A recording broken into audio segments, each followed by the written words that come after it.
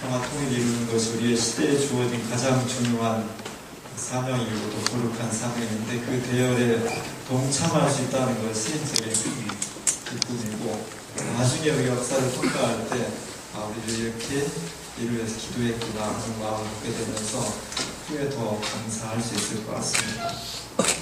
여기 있는 초가 저희 교회가 바인가르텐 교회랑 그 자매결을 맺어서 20년이 됐는데 거기서 선물로 보내온 촛대입니다. 조금 전에 들었는데 이거 주면서 독일 교회에서 통일되면 꼭 방한하라고 그랬다면서 제가 빨리 방한하는 날이 왔으면 좋겠습니다. 그래서 독일 교회의 기도가 한반도에서 이루어지고 우리와 독일 교회가 더욱더 그리스도 안에서 하나가 되는 그런 놀라운 역사가 일어날 것 같습니다. 저희는 독일 교회를 보면서 참 부러움이 많이 있습니다. 독일이 잘 사는 나라고 여러 가지로 도덕적으로 많이 앞서 있는 나라이기도 하지만 사실 지구상의 한반도와 독일이 2차 대전 후에 분단된 그런 나라로서 서로 동병 그런 아픔을 나누는 친구지간이었는데 독일이 먼저 통일이 되는 바람에 우리만 남아서 좀 외롭습니다. 1990년 10월 3일이니까 우리나라 개천절이 되겠죠? 그때 독일이 통일이 되었습니다. 독일이 통일된 걸 보면서 우리는 굉장히 부러웠습니다. 우리도 독일처럼 통일이 됐으면 좋겠다. 또 어떤 전쟁이나 다른 방법이 아니라 어느 날 갑자기 끊임없는 교류와 또 기도를 통해서 이루어진 통일을 목격하면서 우리 자신도 모르게 우리 한반도도 독일과 같은 모델로서 통일이 됐으면 좋겠다는 생각을 많이 갖게 됩니다. 독일 통일을 우리에게 시사하는 바가 참 많이 있고 오늘 이 기도에도 바로 거기서 영감을 얻어서 통일될 때까지 기도의 행진을 이어가자는 그런 결단인 줄로 압니다.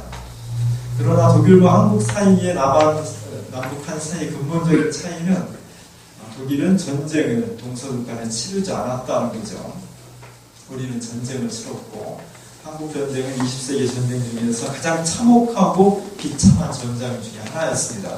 그 전쟁을 통해서 우리는 전쟁을 겪지 않고 분단된 독일과는 비교할 수 없는 상처를 남북한이 서로 가지게 되었습니다. 스페인의 내전이 일어났고 그 내전을 연구한 학자들이 세상의 모든 전쟁은 다 막아야 되는데 그 중에서 내전은 꼭 막아야 된다. 내전을 해서는 안 된다. 그런 연구 결과를 냈었습니다. 그것은 다른 전쟁과 달리 내전은 그 후유증이 더 심각하기 때문이죠. 우리 일본하고 전쟁을 했다면 사실은 일본 놈들은 원래 그래 그놈들 나쁜 놈들이야 외놈들이야 이러면서 이제 그걸 악마화할 수 있는데 우리는 그렇게 못하는 거죠. 바로 어제까지 같이 막내하고 가깝게 지냈던 사람들이 전쟁이 벌어지면 그때는 인간의 이성과 도덕이 필요 없는 상황이니까 죽게 하면 사기니까 자욱해지는 거죠. 그래서 같은 동족끼리 이룰 수가 하는 그런 증오, 그런 분노가 더 가슴에 쌓이기 때문에 같은 민족끼리의 전쟁은 절대로 하지 말아야 된다는 겁니다. 또 하나는 전쟁 후에 외국과의 전쟁은 그 다른 나라를 악마화시키면서 민족이 하나 돼서 감정을 카타르시스 할 수 있는 계기를 만들거든요. 우리가 다른 것보다 일본하고 축구나 옛날에 권투 이런 거 그냥 반드시 이겨야 되는 거죠. 온 국민, 거기서는 전라도 경상 이런 거 없습니다. 모두가 다 하나 돼서 무조건 이겨야 돼요. 그런 과정을 통해서 민족이 하나 되고 그것을 이겼을 때만 뭔가 하나의 그 희열이 느껴져 이런 과정이 있는 건데 내전은 그렇게 할 수 없습니다. 또 역사적 평가를 내리기가 참 어렵다는 것 이런 여러 가지 요인 때문에 하고 싶어서 하는 건 아니겠지만 다른 전쟁보다도 내전은 꼭 피해야 된다는 것이 학자들의 의견이었습니다. 그런 가운데 우리나라가 내전을 겪었다는 것은 대단히 불행한 사건이죠. 하지만 이것을 치유해서 하나님 원하시는 생명 공동체로 나아가야 될 것입니다. 2013년도에 WCC를 제가 준비하면서 제가 NCC 근무할 때 평화열차를 준비했었습니다. 사실 평화열차의 24일간의 큰 프로젝트의 정점은 중국 북경에서 평양을 거쳐서 그 다음에 부산으로 내려오는 그 평화열차의 기운이 남북한의 막힌 담을 헐고 하나로 만든다는 놀라운 프로젝트였습니다. 그만큼 어려운 거였죠. 그래서 제가 그 통일부하고 또 북쪽 조국연합 여러 가지 방식으로 해간 그 성사시키려고 노력을 많이 했었습니다.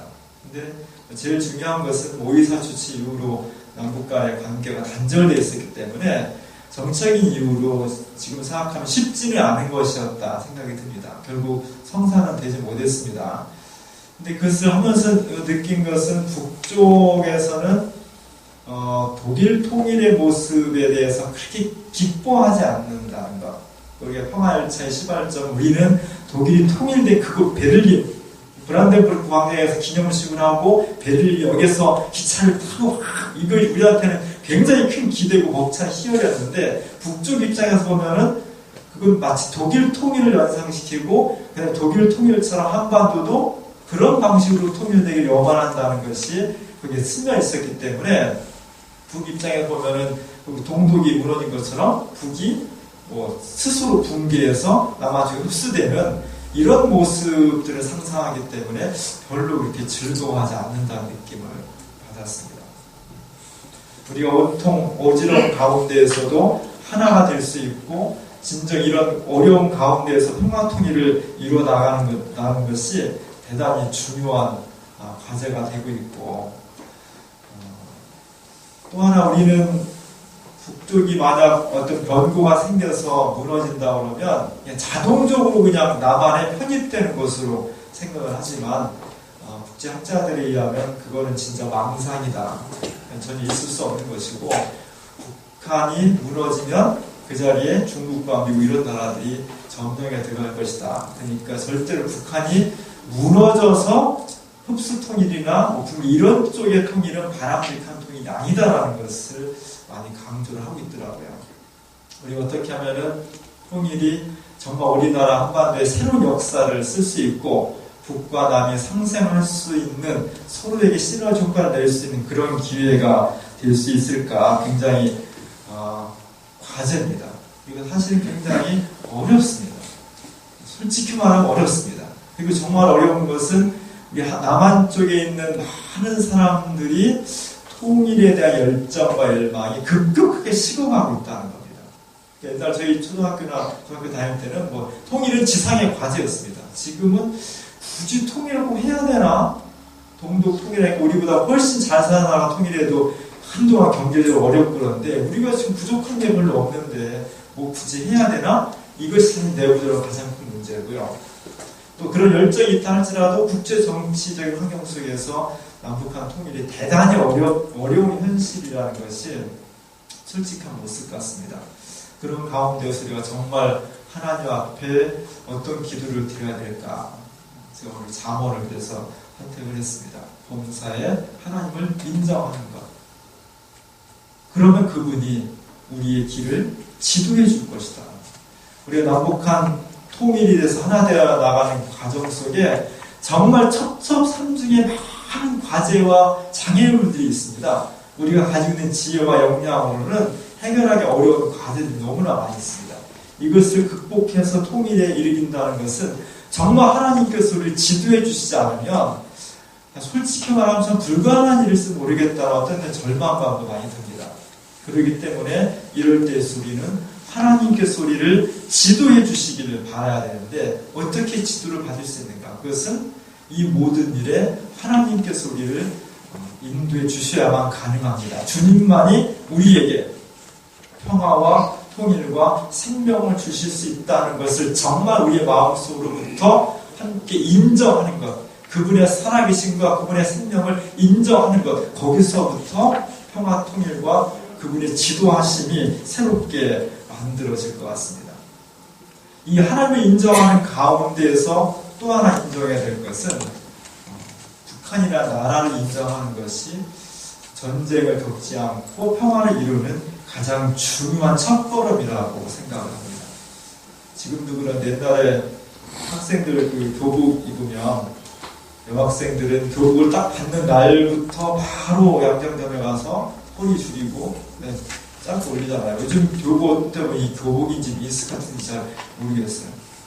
여자들만 그런 게 남자들은 얼쩡이던 그 바지를 가지고 당장 가가지고 저희 때는 막 나팔바지를 쪽팔려서 늘리려고 그냥 기를 쓰고 내가 놀고 네가 더 넓은 말. 어떤 때 보니까 또 이걸 쫑바지로 만들어가지고 누가 더 가늘게 만드냐가 또 경쟁이 되는. 저는 참 미처 이해가 안 되더라고요. 왜 그렇게 하나 가만히 생각을 해보니까 그런 것들이 이제 1학년은 잘 못하고 2학년 정도부터 그런 일을 하거든요. 그러니까 학년이 올라갈수록 더 이 강도가 세져요. 대담해져요. 그 학생들 심리를 제가 뭐 물어보지 않아도 이런 것 같아요. 나 초짜 아니라는 거예요. 초짜는 이걸 고칠 수 없는데 2학년, 3학년 정도 돼서 내가 이렇게 치마도 짧게 할 수 있고 바지도 줄이고 늘리고 할 수 있는 그 정도의 내가 경륜을 가지고 있는 사람이다. 나를 좀 알아달라. 인정해달라. 그 사춘기 소년, 소녀들의 심리 상태가 그런 것이 아닌가. 우리가 살아가는 데 있어서 어떤 조직과 공동체에서 인정을 받는다, 못 받는다는 것은 대단히 중요합니다. 인정을 받는 사람은 좀 힘들어도 충분히 살아갈 수 있지만 내가 인정받지 못한 존재라는 것은 삶을 포기해야 될 정도로 어려운 거예요. 그래서 인간이 만들고 있는 죄악 중에 가장 무섭고 잔인한 죄악은 따돌림이에요. 집단 따돌림. 집단으로 한 사람을 괴롭히는 것, 그를 무시해버리는 것, 그림자 취급하는 것, 인정하지 않는 것, 이것이 죄악입니다. 저는 가끔 북한을 보면서 많이 이해하려고 하면서 참 이해할 수 없는 부분들이 우리 지금 나만의 상식으로 보면 있잖아요. 왜 그럴까? 3대 세습도 그렇고 또 인권 탄압도 있습니다. 지금 또 미사일도 쏘고 또 핵무기도 막 만든다고 하고 그런 것 때문에 남한사에서 많은 논란이 되고 있는데 결국 북한의 입장에서 보면은 미국 중도의 국제사회 속에서 수십 년 동안 지금 북한은 따돌림을 당하고 있는 거거든요. 국가로 인정을 하지 않는 겁니다. 그래서 모두가 다 어느 국가면 자동적으로 할 수 있는 금융거래나 무역 같은 걸 다 막아놓은 거잖아요. 그러니까 북한이 살 수가 없는 거죠. 우리나라하고 지금 당장 3년을 다 봉쇄하고 니네는 그냥 니네 땅에서 나는 것으로 먹고 살아 그러면 우리 이렇게 잘 살겠습니까? 어느 나라는 그렇게 살 수가 없는 거거든요. 인정받아야 된다는 거. 우리가 한 나라와 한 나라로서 평화통일의 길을 이루기 위해서는 그 험난한 길을 서로 대화하면서 이끌어 가야 되는데 그러기 위해서는 서로가 서로를 인정해 주는 것이 대단히 중요한 겁니다. 제가 며칠 전에 신문에 봤는데 이제까지 올해의 남북한 관계를 짧게 도표로 이제 뭐 3월달에 모였고 4월달에 이렇게 했어요. 그러면서 이제 한반도를 이렇게 지도로 만들어 놓고 위는 지도처럼 이렇게 한반도 지도를 했으면 차라리 나왔는데 한반도 지도를 그려놓고 거기다 남쪽은 태극기를 이렇게 남쪽 그 땅에다 이렇게 그려놓습니다. 북쪽은 어떻게 있겠어요? 당연히 인공기를 그려놓아야죠. 국기니까. 근데 신문에 나온 도표의 북쪽은 아예 국기를 안 그려놓는 거예요. 그건 뭐냐면 우리나라 사회 속에서 아직도 북한을 하나의 주체적인 정부와 국가로서 인정하지 않으려는 경향이 일반화되어 있다는 거거든요. 서로 대화하고 협상하자고 하면서 나는 너를 인정하지 않겠어. 이런 마음을 가지고 그 협상 테이블에 되겠습니까? 저는 그럴 수는 없다고 생각해요. 서로 인연이 안 맞고 상식이 안 맞는다 할지라도 때려 싸워서 뭘 하지 않는 이상은 서로의 존재를 인정해 주는 것이 하나님을 범사 인정하듯이 북한이라는 실제를 인정해 주는 것이 남과 북이 대화할 수 있는 가장 기초적인 조건이 된다고 생각합니다. 옛날에 저 어렸을 때는 그 골목이 쭉 있으면 거기 한번 10집 정도 쭉 이렇게 있잖아요. 양철 담도 있고 뭐 담도 이렇게 높지 않아서 그런 데서 한 10년, 20년 살면 저 집안에 부부싸움, 무엇 때문에 부부싸움 하는지 애가 학교에 들어갔는지 떨어졌는지 숟가락이 몇 개인지 다 알아요. 그 중에 가끔 어떤 집은 베일에 쌓인 집이 있어요. 맨날 다쳐갖고 그 집 사람들 사람도 안 만나고 옛날에 어렸을 때는 텔레비 보달라고 한 집에 몰려가고 레슬링 하면 그냥 그 집하고 방 전체를 점령해서 레슬링 보고 그런데도 안 나오고 전혀 왕래가 없는 그냥 사람이 안 사는 건 아니에요. 사는데 잘 못 살아. 뭐가 있는지 잘 몰라요. 근데 드나드나 보면 옷도 잘 안 갈아입고 머리도 한 일주일에 한 번 정도 감고 해가지고 잘 못 먹어. 그냥 비쳐 마른 데다가. 근데 눈빛이 뭔가 좀 섬뜩한 눈빛이 있고 뭐 좀 기분 나쁘지. 그런 사람이 있으면 동네 전체가 분위기가 좀 싸해져요. 그래서 다른 집은 막 서로 화통하고 뭐 즐겁게 지나가도 그 사람 지나가면 놈칫하게 되고, 그런 사람하고 이렇게 좀 시비가 붙을 수도 있거든요. 그러면 그 동네에 이렇게 어깨 좀 있고 태권도 좀 하고 유도도 배우고 헬스도 하고 이런 사람들은 저놈 새끼 저거 한번 걸리면 내가 그냥 노전을 내버린다고 흥분하지 마. 부모 입장에서 어떻게 해요? 그래, 맞아. 저놈 한번 그냥 요전에서 쫓아내버리자. 우리 동네가 저놈 때문에 그냥 저 집 때문에 그냥 분위기가 뭔가 싸해지고 잘 안 돼. 저놈 한번 걸리고 그냥 요전을 내자. 그러겠습니까? 그러지 않습니다. 그런 사람들이 품속에는 가끔 칼을 품고 다닐 수도 있거든요. 그걸 본 부모들은 야, 네가 참아라. 네가 참아야지. 싸움하면 충분히 이길 수 있지만 네가 참아야지 된다라고 말하는 게 부모지. 그래, 너 잘 생각했다. 네가 충분히 주먹으로 이길 수 있으니까 그만 본때를 보이자. 이런 부모는 하나도 없어요. 마찬가지로 우리가 북한이라는 존재를 대화 파트너라고 생각할 때 여러 가지 문화 양식과 생활 풍습과 사고방식, 살아가는 것들이 같지 않습니다. 어떤 땐 참 갑갑하기도 하고 어떤 땐 참 이해 안 가는 부분도 있습니다. 싸우면 당장 싸우면 이길 것 같습니다, 우리가. 그러나 그것은 그만큼의 위험 부담이 있는 것이고 통일과 평화를 위해서는 절대로 그 길이 현명한 길이 아니기 때문에 마치 그런 현상을 알고 있는 부모가 자식을 야, 혈기 부리지 말아라. 그냥 내비둬. 오히려 걔를 잘 달래서 사람을 바꿔야지 힘으로는 못 바꾸는 거다. 부모가 그렇게 타이르듯이 한국 교회는 한국 사회에 전쟁을 통해서 힘을 통해서 북한을 뭐 거꾸로 튀고 버르장을 고치고 이러겠다는 분위기를 우리가 잘 타일러서 그렇게 사는 게 아니다. 우리가 진짜 평화를 이루고 상생하고 행복을 이루려면 우리 마음에 좀 안 맞아도 잘 달래서 인정해주고 다독거려서 하나가 될 때 진정한 평화가 이루어지는 거다라고 우리 사회에서 종교계가 타이를 수 있는 그런 지혜를 줄 수 있는 역할이 우리 역할인 것 같습니다. 오늘 저희가 이번에 58차 기도회를 합니다.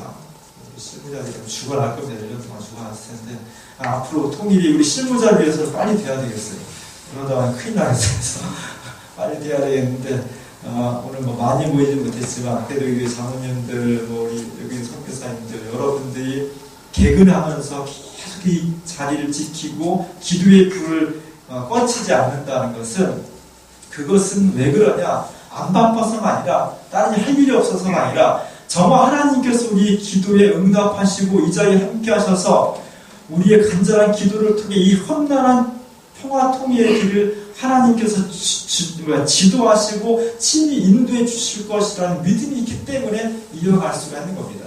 저는 그런 믿음이 평화 통일의 길을 앞당길 수 있고 단절된 이 역사를 새롭게 할 수 있는 그런 놀라운 계기가 된다고 믿고 있습니다.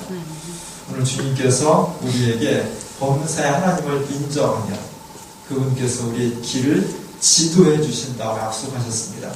주님을 인정하고 그 사랑으로 북한의 형제 자매들과 북한의 구조를 정당한 한 우리의 상대로서 인정해 줄 수 있을 때 그래서 동등한 자격으로 마음을 열어놓고 눈을 맞추고 서로 대화하고 어떻게 하면 서로 잘 살 수 있을까라고 고민할 수 있을 때 그때 평화 통일의 한 걸음이 크게 내딛을 수 있을 것 같습니다. 오늘의 기도가 그렇게 주님을 인정하고 남북한이 서로를 인정할 수 있는데 한 걸음 나아가는 그런 기도회가 될 수 있기를 주님의 이름으로 감사를 축원합니다. 아멘.